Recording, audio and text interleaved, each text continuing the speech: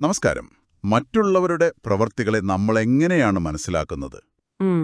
ഒരാൾ ഒരു പ്രത്യേക രീതിയിൽ പെരുമാറുമ്പോൾ അതിന്റെ കാരണം എന്തായിരിക്കുമെന്ന് നമ്മൾ ചിന്തിക്കാറില്ലേ? സാമൂഹിക മനഃശാസ്ത്രത്തിൽ ഇതിനെ ആട്രിബ്യൂഷൻ തിയറി അഥവാ അട്രിബ്യൂഷൻ തിയറി എന്ന് പറയും. അതെ.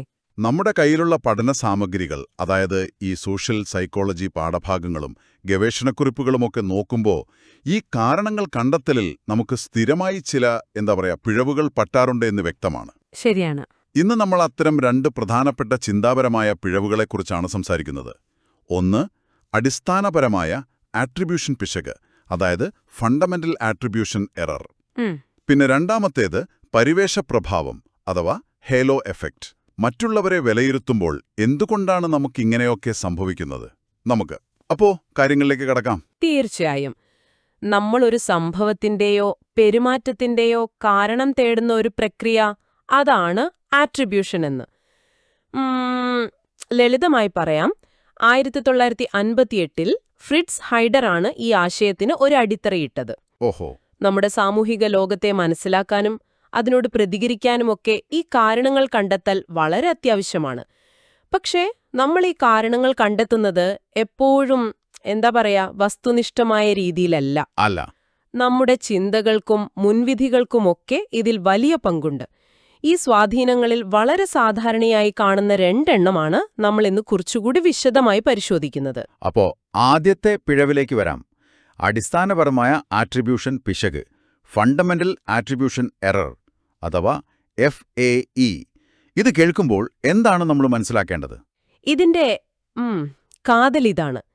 മറ്റൊരാളുടെ പെരുമാറ്റം കാണുമ്പോൾ അതിന്റെ കാരണം വിശദീകരിക്കാൻ നമ്മൾ ശ്രമിക്കില്ലേ? അപ്പോ ആ പെരുമാറ്റത്തിന് പിന്നിലെ സാഹചര്യങ്ങളുടെ സ്വാധീനം, അതായത് സിറ്റുവേഷണൽ ഫാക്ടേഴ്സ്, നമ്മൾ വേണ്ടത്ര പരിഗണിക്കില്ല. ഓക്കേ. പകരം ആ വ്യക്തിയുടെ സ്വഭാവം, അയാളുടെ വ്യക്തിത്വം അല്ലെങ്കിൽ മനോഭാവം പോലുള്ള ആന്തരിക ഘടകങ്ങൾക്ക്, ഡിസ്പൊസിഷണൽ ഫാക്ടേഴ്സിന് നമ്മൾ അമിതമായ പ്രാധാന്യം നൽകും. അതായത് ഒരാളുടെ പ്രവൃത്തിക്ക് കാരണം അയാളുടെ സ്വഭാവമാണെന്ന് നമ്മൾ പെട്ടെന്നങ്ങ് തീരുമാനിക്കും, അല്ലേ? അതെ അതെ. ഒരു ഉദാഹരണം പറഞ്ഞാൽ, ഇപ്പോൾ ട്രാഫിക്കിൽ ഒരാള് വളരെ വേഗത്തിൽ, ഒരുപക്ഷെ അപകടകരമായ രീതിയിൽ ഓവർടേക്ക് ചെയ്തു പോകുന്നത് കണ്ടാൽ, അങ്ങനെ ഒരു സാഹചര്യത്തിൽ അയാൾക്ക് തീരെ മര്യാദയില്ല, എന്തൊരു അഹങ്കാരിയാണ്, ഒരു മോശം ഡ്രൈവർ എന്നൊക്കെ നമ്മൾ ചിന്തിക്കാൻ സാധ്യത കൂടുതലാണ്. ശരിയാണ്. ഇതെല്ലാം ആ വ്യക്തിയുടെ സ്വഭാവത്തെക്കുറിച്ചുള്ള, അതായത് ഡിസ്പൊസിഷണൽ നിഗമനങ്ങളാണ്. എന്നാൽ ഒരുപക്ഷേ അയാൾക്ക് ആശുപത്രിയിൽ എത്തേണ്ടുന്ന ഒരു അത്യാഹിതം സംഭവിച്ചിരിക്കാം. ഉണ്ടാവാം. അല്ലെങ്കിൽ വേറെ എന്തെങ്കിലും അടിയന്തര സാഹചര്യം ഉണ്ടായിരുന്നിരിക്കാം. ആ സാഹചര്യം, സിറ്റുവേഷണൽ ഫാക്ടർ, ആണ് അയാളെ അങ്ങനെ ചെയ്യാൻ പ്രേരിപ്പിച്ചത് എന്ന് നമ്മൾ ചിന്തിക്കാൻ സാധ്യത കുറവാണല്ലേ? വളരെ കുറവാണ്. അതാണ് ഈ അടിസ്ഥാനപരമായ ആട്രിബ്യൂഷൻ പിശക്. കൃത്യമായി. നമ്മൾ മറ്റൊരാളെ നിരീക്ഷിക്കുമ്പോൾ, ഒബ്സർവർ ആയിരിക്കുമ്പോൾ, അവരുടെ പെരുമാറ്റത്തിന് കാരണം അവരുടെ വ്യക്തിത്വമാണെന്ന് കരുതുന്നു. പിന്നെ പാശ്ചാത്യ വ്യക്തികേന്ദ്രീകൃത സംസ്കാരങ്ങളിൽ, അതായത് ഇൻഡിവിജ്വലിസ്റ്റിക് കൾച്ചേഴ്സിൽ, ഈ പിശക് കൂടുതൽ ശക്തമായി കാണപ്പെടുന്നു എന്ന് ചില പഠനങ്ങളൊക്കെ സൂചിപ്പിക്കുന്നുണ്ട്. അവിടെ വ്യക്തിയുടെ സ്വാതന്ത്ര്യത്തിനും സ്വയം നിർണയാവകാശത്തിനും കൂടുതൽ ഊന്നൽ നൽകുന്നതുകൊണ്ടാകാം ഒരുപക്ഷെ ഇത്. എന്തുകൊണ്ടാണ് നമുക്കിങ്ങനെ സംഭവിക്കുന്നത്? എന്തുകൊണ്ടാണ് നമ്മൾ സാഹചര്യങ്ങളെക്കാൾ വ്യക്തിയെ പെട്ടെന്ന് ശ്രദ്ധിക്കുന്നത്? അതിലൊരു പ്രധാന കാരണം, നമ്മൾ മറ്റൊരാളുടെ പ്രവൃത്തി കാണുമ്പോൾ നമ്മുടെ ശ്രദ്ധ സ്വാഭാവികമായും ആ വ്യക്തിയിലാണ് ഫോക്കസ് ചെയ്യുന്നത്. ശരി. ചുറ്റുമുള്ള സാഹചര്യങ്ങൾ അത്ര വ്യക്തമായി നമ്മുടെ ശ്രദ്ധയിൽപ്പെടണമെന്നില്ല. ആ വ്യക്തിയാണ് മുന്നിൽ നിൽക്കുന്നത്, അയാളുടെ പ്രവൃത്തിയാണ് നമ്മൾ കാണുന്നത്. അതുകൊണ്ട് കാരണം അയാളിൽ തന്നെ കണ്ടെത്താൻ നമ്മൾ ശ്രമിക്കുന്നു. ഇത് ആക്ടർ ഒബ്സർവർ ബയാസ് എന്നൊരു പ്രതിഭാസവുമായിട്ട് വളരെ അടുത്തു നിൽക്കുന്ന ഒന്നാണ്. ആക്ടർ ഒബ്സർവർ ബയാസ് അതെങ്ങനെയാണ് ഈ FAയുമായി ബന്ധപ്പെട്ടിരിക്കുന്നത്? അത് വളരെ രസകരമായ ഒരു താരതമ്യമാണ്. മറ്റൊരാളുടെ ആക്ടറിന്റെ പെരുമാറ്റം നമ്മൾ നിരീക്ഷിക്കുമ്പോൾ, ഒബ്സർവേഴ്സ് ആയിരിക്കുമ്പോൾ, നമ്മൾ FAE കാണിക്കാൻ സാധ്യതയുണ്ട്. അതായത് അവരുടെ സ്വഭാവമാണ് കാരണമെന്ന് കരുതുന്നു. എന്നാൽ നമ്മുടെ സ്വന്തം പെരുമാറ്റത്തെക്കുറിച്ച് ചിന്തിക്കുമ്പോൾ, നമ്മൾ ആക്ടർ ആയിരിക്കുമ്പോൾ, നമ്മൾ നേരെ തിരിച്ചാണ് ചിന്തിക്കുക. ആണോ? അതെ. നമ്മുടെ നല്ല പ്രവൃത്തികൾക്ക് കാരണം നമ്മുടെ സ്വഭാവഗുണമാണെന്ന് പറയും. എന്നാൽ നമ്മുടെ തെറ്റുകൾക്കോ മോശം പെരുമാറ്റങ്ങൾക്കോ കാരണം ബാഹ്യ സാഹചര്യങ്ങളാണെന്ന്, സിറ്റുവേഷണൽ ഫാക്ടേഴ്സ് ആണെന്ന് നമ്മൾ സമർത്ഥിക്കാൻ ശ്രമിക്കും. ഉദാഹരണത്തിന്, ഞാൻ പരീക്ഷയിൽ തോറ്റാൽ അത് ചോദ്യപേപ്പർ കടുപ്പമായതുകൊണ്ടോ അല്ലെങ്കിൽ ടീച്ചർ പഠിപ്പിച്ചത് ശരിയാകാത്തതുകൊണ്ടോ ആണെന്ന് പറയും. അതായത് സാഹചര്യം. ഹും. എന്നാൽ മറ്റൊരാൾ തോറ്റാൽ അത് അയാൾക്ക് പഠിക്കാൻ മടിയായതുകൊണ്ടോ അല്ലെങ്കിൽ കഴിവില്ലാത്തതുകൊണ്ടോ ആണെന്ന്, അതായത് അയാളുടെ സ്വഭാവം കൊണ്ടാണെന്ന് ചിന്തിക്കുന്ന ഒരു പ്രവണത. അപ്പോൾ നമ്മൾ സ്വന്തം കാര്യത്തിൽ ഒരു വക്കീലും മറ്റുള്ളവരുടെ കാര്യത്തിൽ ഒരു ന്യായാധിപനുമാവുകയാണ്, അല്ലേ? ഏകദേശം അങ്ങനെ പറയാം. ഇത് നമ്മൾ അറിയാതെ തന്നെ സംഭവിക്കുന്ന ഒന്നാണ്. ഇത് നമ്മൾ മറ്റുള്ളവരെ മനസ്സിലാക്കുന്ന രീതിയെ വല്ലാതെ സ്വാധീനിക്കുന്നുണ്ടാകുമല്ലോ. തീർച്ചയായും. ഈ ചിന്താഗതിയോട് ചേർത്ത് വായിക്കാവുന്ന മറ്റൊന്നാണ് just world hypothesis. Just world hypothesis. അതെ, മെൽവിൻ ലേണർ വിശദീകരിച്ച ഒരു ആശയമാണിത്. ലോകം അടിസ്ഥാനപരമായി ഒരു നീതിയുക്തമായ സ്ഥലമാണെന്നും ആളുകൾക്ക് അവർക്ക് അർഹതപ്പെട്ടത് നല്ലതോ ചീത്തയോ ആകട്ടെ അത് ലഭിക്കുമെന്നും വിശ്വസിക്കാനുള്ളൊരു ടെൻഡൻസി നമുക്കുണ്ട് എന്നാണ് ഇത് പറയുന്നത്. ലോകം നീതിയുക്തമാണെന്ന വിശ്വാസം ഒറ്റനോട്ടത്തിൽ കേൾക്കുമ്പോൾ നല്ലതല്ലേ അത്? അങ്ങനെയൊരു വിശ്വാസം നമുക്കൊരു തരം സുരക്ഷിതത്വബോധം നൽകുമെങ്കിലും അതിന് ഒരു ഇരുണ്ട വശം കൂടിയുണ്ട്. അതെന്താണ്? ഈ വിശ്വാസം കാരണം ആർക്കെങ്കിലും ഒരു ദുരനുഭവം ഉണ്ടായാൽ, ഇപ്പോ ഒരു അപകടം പറ്റുകയോ സാമ്പത്തിക നഷ്ടം സംഭവിക്കുകയോ അല്ലെങ്കിൽ ഒരു കുറ്റകൃത്യത്തിന് ഇരയാവുകയോ ചെയ്താൽ അവർ അത് അർഹിക്കുന്നു, അല്ലെങ്കിൽ അവരുടെ തന്നെ എന്തെങ്കിലും കുഴപ്പം കൊണ്ടാണ് അത് സംഭവിച്ചത് എന്ന് ചിന്തിക്കാൻ ചിലരെങ്കിലും പ്രേരിതരാകും. അയ്യോ.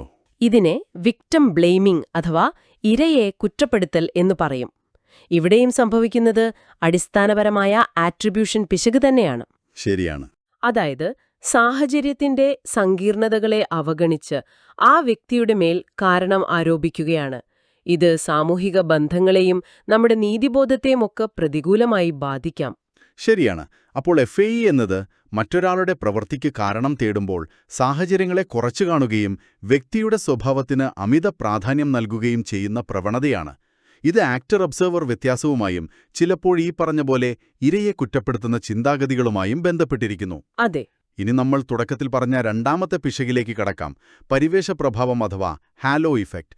ഇതും ആളുകളെ വിലയിരുത്തുന്നതിൽ സ്ഥിരം സംഭവിക്കുന്ന ഒന്നാണെന്ന് തോന്നുന്നു, അല്ലേ? അതെ, ഹാലോ ഇഫക്റ്റ് വളരെ വ്യാപകമായി കാണുന്ന ഒന്നാണ്.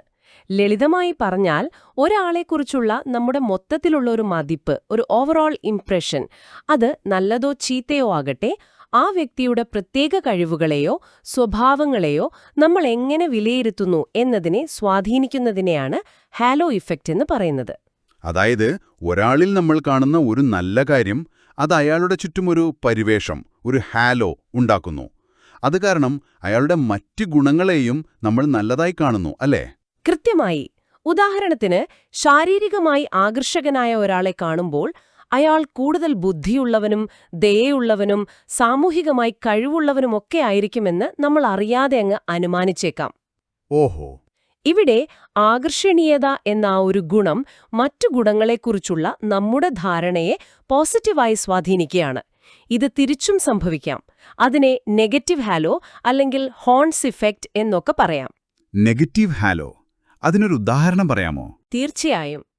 ഇപ്പോ ഒരാള് സംസാരിക്കുമ്പോൾ അല്പം വിക്കലുണ്ടെന്ന് കരുതുക. ഈയൊരു പ്രത്യേകത കാരണം അയാൾക്ക് ആത്മവിശ്വാസം കുറവാണെന്നോ അല്ലെങ്കിൽ കാര്യങ്ങൾ വ്യക്തമായി ചിന്തിക്കാൻ കഴിവില്ലെന്നോ നമ്മൾ തെറ്റായി അനുമാനിക്കാൻ സാധ്യതയുണ്ട്. ശരിയാണ്. അല്ലെങ്കിൽ ഒരാൾ വസ്ത്രധാരണത്തിൽ അല്പം അശ്രദ്ധ കാണിച്ചാൽ അയാൾ ചെയ്യുന്ന ജോലിയിലും ഇതേ അശ്രദ്ധ കാണിക്കുമെന്ന് നമ്മൾ ചിന്തിച്ചേക്കാം. ഇവിടെയെല്ലാം ഒരു പ്രത്യേക നെഗറ്റീവ് സ്വഭാവം ആ വ്യക്തിയെക്കുറിച്ചുള്ള നമ്മുടെ മൊത്തത്തിലുള്ള വിലയിരുത്തലിനെ പ്രതികൂലമായി ബാധിക്കുകയാണ് ചെയ്യുന്നത്. ഇതെങ്ങനെയാണ് പ്രവർത്തിക്കുന്നത്? എന്തുകൊണ്ടാണ് ഒരു ഗുണം അല്ലെങ്കിൽ ഒരു ദോഷം മറ്റെല്ലാറ്റിനെയും ഇങ്ങനെ സ്വാധീനിക്കുന്നത്? ഇതിന്റെ പിന്നിലെ ഒരു പ്രധാന ഘടകം നമ്മുടെ തലച്ചോറ് കാര്യങ്ങളെ ലളിതമാക്കാൻ ശ്രമിക്കുന്നതാണ്. സ്വാഭാവികമായും ഒരാളെക്കുറിച്ച് പൂർണ്ണമായ വിവരങ്ങൾ ശേഖരിച്ച് വിശകലനം ചെയ്യുന്നതിന് പകരം നമുക്ക് ആദ്യം കിട്ടുന്നതോ അല്ലെങ്കിൽ ഏറ്റവും പ്രകടമായി തോന്നുന്നതോ ആയ ഒന്നോ രണ്ടോ വിവരങ്ങളെ, ഒരു ഇനീഷ്യൽ ഫെമിലിയാരിറ്റിയെ അടിസ്ഥാനമാക്കി നമ്മൾ പെട്ടെന്നൊരു പൊതുവായ നിഗമനത്തിലെത്തുന്നു. അതൊരു എളുപ്പവഴിയാണ്. അതെ, ഒരു തരം മാനസിക എളുപ്പവഴി, ഒരു കോഗ്നിറ്റീവ് ഷോർട്ട് കട്ട്. നമ്മൾ ആ വ്യക്തിയെക്കുറിച്ചൊരു ചട്ടക്കൂടങ്ങുണ്ടാക്കും. പിന്നീട് ലഭിക്കുന്ന വിവരങ്ങളെ ആ ചട്ടക്കൂടിനനുസരിച്ച് വ്യാഖ്യാനിക്കുകയും ചെയ്യും. ഇതിന് നമ്മുടെ ദൈനംദിന ജീവിതത്തിൽ എവിടെയെല്ലാമാണ് പ്രസക്തിയുള്ളത്? എവിടെയെല്ലാമാണ് ഈ ഹാലോ ഇഫക്റ്റ് നമ്മളെ സ്വാധീനിക്കാൻ സാധ്യതയുള്ളത്? ഒരുപാട് മേഖലകളുമുണ്ട്. ഉദാഹരണത്തിന് തൊഴിലഭിമുഖങ്ങൾ വളരെ പ്രധാനപ്പെട്ട ഒന്നാണത്. ശരിയാണ്. അഭിമുഖം നടത്തുന്നയാൾ ഉദ്യോഗാർത്ഥിയുടെ നല്ല സംസാരശേഷിയിലോ അല്ലെങ്കിൽ ആകർഷകമായ പെരുമാറ്റത്തിലോ മതിപ്പ് തോന്നിയിട്ട് മറ്റു ജോലി സംബന്ധമായ കഴിവുകളും മികച്ചതായിരിക്കുമെന്ന് അനുമാനിക്കാൻ സാധ്യതയുണ്ട്. ആദ്യത്തെ ഇംപ്രഷൻ മോശമായാൽ ഒരുപക്ഷെ യഥാർത്ഥ കഴിവുകൾ ശ്രദ്ധിക്കപ്പെടാതെ പോകാം. പിന്നെ വിപണന രംഗത്ത് ഇത് വളരെ ബോധപൂർവം ഉപയോഗിക്കാറുണ്ട്. വിപണനത്തിലോ? അതെങ്ങനെയാണ്? ഉദാഹരണത്തിന്, ഒരു ടൂത്ത് പേസ്റ്റിന്റെ പരസ്യത്തിൽ ഒരു ഡോക്ടറുടെ കോട്ട് ധരിച്ച ഒരാൾ വന്ന് ആ ടൂത്ത് പേസ്റ്റ് നല്ലതാണെന്ന് പറയുന്നത് നമ്മൾ കാണാറില്ലേ? ഉണ്ട്. ആ കോട്ട് കാണുമ്പോൾ അയാൾ പറയുന്ന കാര്യങ്ങൾക്ക് ഒരു ശാസ്ത്രീയ അടിത്തറയുണ്ടെന്നും അത് വിശ്വസനീയമാണെന്നും നമുക്ക് തോന്നും. ഇവിടെ ആ ഡോക്ടറുടെ കോട്ട് ഒരു ഹാലോ ആയി പ്രവർത്തിച്ച് ആ ഉൽപ്പന്നത്തിന് ഒരു വിശ്വസനീയത നൽകാൻ സഹായിക്കുന്നു. ശരിയാണ്. അതുപോലെ സെലിബ്രിറ്റികളെ ഉപയോഗിച്ച് ഉൽപ്പന്നങ്ങൾ എൻഡോസ് ചെയ്യിക്കുന്നതും സെലിബ്രിറ്റി എൻഡോഴ്സ്മെന്റ്സ് ഹാലോ ഇഫക്റ്റിന്റെ ഒരു രൂപമാണ്. ആ സെലിബ്രിറ്റിയോടുള്ള ഇഷ്ടം ഉൽപ്പന്നത്തോടുള്ള ഇഷ്ടമായി മാറാൻ ഇത് സഹായിച്ചേക്കാം. വിദ്യാഭ്യാസ രംഗത്തും ഇതിന് സ്വാധീനമുണ്ടെന്ന് തോന്നുന്നു. അധ്യാപകർ വിദ്യാർത്ഥികളെ വിലയിരുത്തുമ്പോഴും തിരിച്ചും വിദ്യാർത്ഥികൾ അധ്യാപകരെ വിലയിരുത്തുമ്പോഴും ഇത് സംഭവിക്കാമല്ലോ. തീർച്ചയായും. ഡേവിഡ് സിയേഴ്സിന്റെ ഒരു പഠനം ഇതിലേക്ക് വിരൽ ചൂണ്ടുന്നുണ്ട്. വിദ്യാർത്ഥികൾ ഒരു അധ്യാപകനെ വ്യക്തിപരമായി വിലയിരുത്തുമ്പോൾ കൂടുതൽ പോസിറ്റീവ് റേറ്റിംഗ് നൽകാൻ സാധ്യതയുണ്ടെന്നാണ് അദ്ദേഹം പറയുന്നത്. അതേസമയം ഒരു കൂട്ടം അധ്യാപകരെ പൊതുവായി വിലയിരുത്തുമ്പോൾ അത്ര പോസിറ്റീവ് ആകണമെന്നില്ല. ഇതിനെ പേഴ്സൺ പോസിറ്റിവിറ്റി ബയാസ് എന്ന് വിളിക്കാം. Person positivity bias. അതെ. ഒരു വ്യക്തിയോട് നേരിട്ടിടപഴകുമ്പോൾ നമുക്ക് തോന്നുന്ന ഒരു പോസിറ്റീവ് ചായ്വ് ആ വ്യക്തിയെക്കുറിച്ചുള്ള മറ്റു വിലയിരുത്തലുകളിലേക്കും വ്യാപിക്കുന്നതാണ് ഇതിന് കാരണം. ഇത് ഹാലോ ഇഫക്റ്റിന്റെ ഒരു വകഭേദമായി കണക്കാക്കാം. അതുപോലെ ഒരു അധ്യാപകന് ഒരു പ്രത്യേക വിദ്യാർത്ഥിയോട് ഒരു ഇഷ്ടം തോന്നിയാൽ ആ കുട്ടിയുടെ പഠന നിലവാരത്തെക്കുറിച്ച് കൂടുതൽ പോസിറ്റീവായി വിലയിരുത്താനും സാധ്യതയുണ്ട്. തിരിച്ചും സംഭവിക്കാം.